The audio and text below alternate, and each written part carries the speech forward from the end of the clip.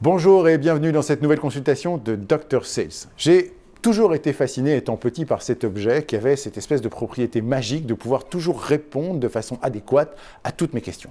Jusqu'au jour où la magie s'est évaporée parce que j'ai compris qu'en fait ça n'avait rien de magique, c'était juste parce que mes questions étaient très mauvaises et que je posais en permanence à cet objet des questions fermées.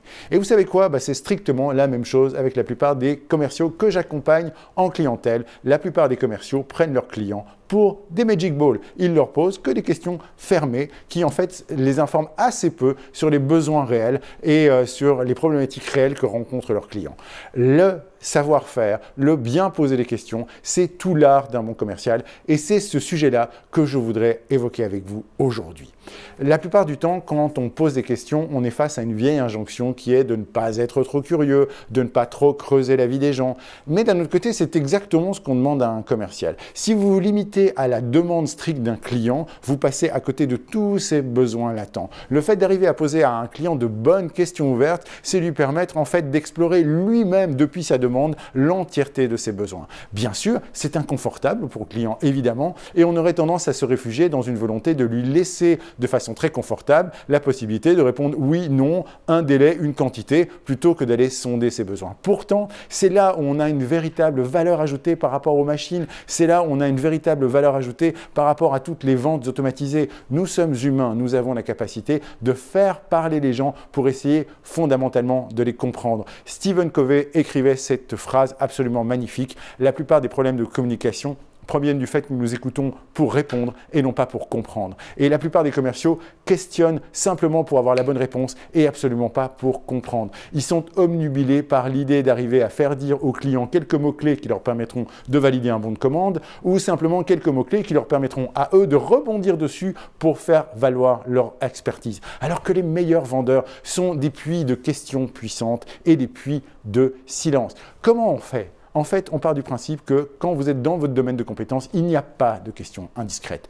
Évidemment, si de but en blanc, je vous demandais de quand date votre dernier rapport intime, il y a beaucoup de chances que vous m'envoyiez une porte au visage. Sauf si je suis votre thérapeute de couple ou votre gynécologue. Alors évidemment, la question vous paraîtrait totalement légitime. Il est normal qu'un banquier ose parler de salaire et d'argent avec vous. Il est normal que quand vous êtes dans la profession commerciale, vous posiez en moyenne des questions un peu plus indiscrètes que les autres sur ce qui anime vos clients. Mais vous savez, le plus important, c'est de comprendre qu'en fait, on a un problème au-delà de la technique commerciale. Notre problème, il est tout simplement humain. Bien entendu, vous pouvez apprendre une batterie de questions stratégiques. Bien entendu, vous pouvez travailler avec votre entreprise aux meilleures questions à poser.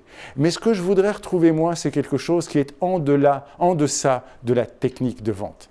La plupart du temps, un enfant de 3 à 6 ans arrive à, sans même y réfléchir, poser une tonne de questions ouvertes. La majorité de ces questions entre 3 et 6 ans commencent par « pourquoi ?» Comment se fait-il qu'un enfant de 3 à 6 ans pose autant de questions ouvertes? Simplement qu'il découvre le monde. Il a une curiosité qui est absolue. Pourquoi? Parce qu'il a deux capacité fondamentale. D'abord, il sait qu'il ne sait pas, il est totalement au courant du fait que le monde lui échappe et ça ne lui pose aucun problème d'ego. Et grâce à ces deux qualités, il va à la découverte du monde sans se remettre en question lui-même. Il va essayer de comprendre tout ce qui l'entoure, il va être curieux et cette curiosité est absolument fantastique. Malheureusement, quelques années plus tard, on le met à l'école, soi-disant pour lui apprendre le monde. Et qu'est-ce qui se passe en fait? Il apprend très vite qu'en fait, pour bien performer, il faut simplement répondre à des questions de façon rapide et surtout montrer qu'on sait. Et c'est ça le plus gros problème, c'est que nous avons tous été éduqués à montrer à autrui qu'on sait. Notre expertise dépend de notre capacité à donner des réponses. Et donc, lorsqu'on est en clientèle, on a envie de montrer qu'on sait. On a envie que le client nous pose une petite question pertinente pour pouvoir montrer notre expertise. On a même envie de montrer au client qu'on a déjà deviner ce qu'il avait en tête avant même qu'il ait ouvert la bouche. Arrêtons de jouer au mentaliste. Nous ne sommes pas là pour ça. Nous sommes là pour faire parler l'autre, pas pour essayer de lire ce qu'il a en tête. Bien au contraire, nous sommes en train de travailler sur lui. Il y a un autre moment d'ailleurs où vous savez poser des questions ouvertes sans même vous en rendre compte. Lorsque vous êtes à votre premier rendez-vous amoureux, je vous garantis que vous n'assaillez pas votre client potentiel d'une liste de 65 questions fermées qui ne visent qu'à ne parler de vous. Au contraire, vous donnez toute l'attention d'un jeune amoureux à son premier rendez-vous. Vous allez donner de l'écoute, vous allez réellement et sincèrement vous intéresser à l'autre et vous allez poser des questions géniales. Une journaliste qui s'appelle Celeste Headlee a écrit dans son livre We Need to Talk une phrase que je trouve absolument formidable. Elle dit, bien entendu, dans toutes les formations en communication, vous allez apprendre à poser poser des questions ouvertes. Vous allez apprendre à faire de l'écoute active. Vous allez apprendre à arriver à faire de la reformulation pour montrer à l'autre que vous avez bien compris ce qui l'anime. Mais le plus étrange, c'est qu'en fait, la plupart du temps, vous faites ces trois choses de façon spontanée et naturelle quand vous êtes réellement intéressé par autrui. Alors, plutôt que d'essayer de faire des techniques de vente, plutôt que d'essayer de retenir des questions par cœur, si nous retrouvions du naturel en vente, et si nous nous laissions simplement retrouver la curiosité d'un enfant de 5 ans et toute l'attention qu'on est capable de dégager quand on tombe amoureux de quelqu'un, si nous nous réintéressions à autrui, non pas en tant que simplement client potentiel, mais carrément en tant qu'être humain, peut-être qu'à ce moment-là, spontanément et naturellement, nous retrouverions toutes les qualités dont nous avons besoin pour poser de bonnes questions. Nous nous retrouvons bientôt pour un prochain épisode de Dr Sales.